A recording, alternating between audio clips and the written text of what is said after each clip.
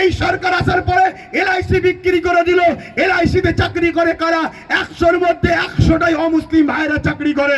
কেন? এলআইসি সুদে ইসলামে চলে না। রেল বিক্রি করে দিল।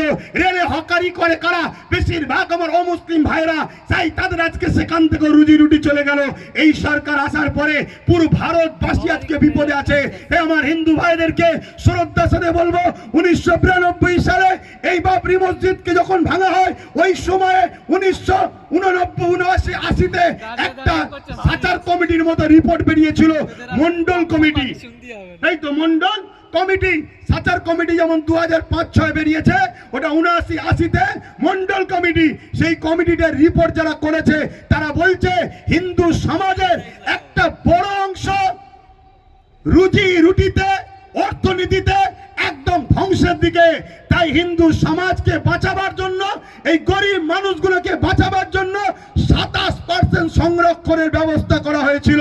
কিন্তু এই 27% সংরক্ষণকে তথাকথিত যারা হিন্দু দরদি শাস্ত্রে এই বিজেপি হুকুমত কোনোভাবেই মেনে নিতে পারলো না।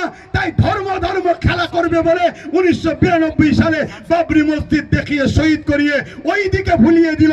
হিন্দু ভাইদের 27%টা বন্ধ হয়ে গেল। অতএব ভাবাতে চাইছি, আমরা হিন্দু মুসলমান ধর্ম যার যার, উৎসব যার যার, দেশ সবার।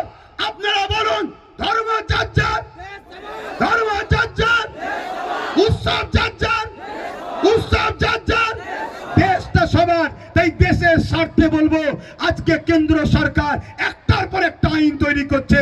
কৃষকদের বিরুদ্ধে কালা কানুন তৈরি করেছিল। কৃষক বন্ধুরা কে হিন্দুকে, খ্রিস্টানকে, দলিতকে, পাঞ্জাবি দেখেনি, তারা কৃষক একসাথে আন্দোলন করেছে।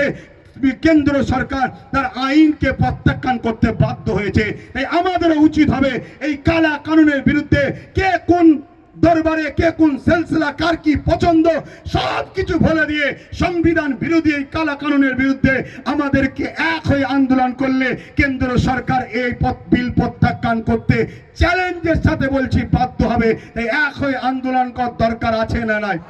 জনগণ আন্দোলনের দরকার আছে না নাই? কিন্তু তাদের সঙ্গে আন্দোলন নয়।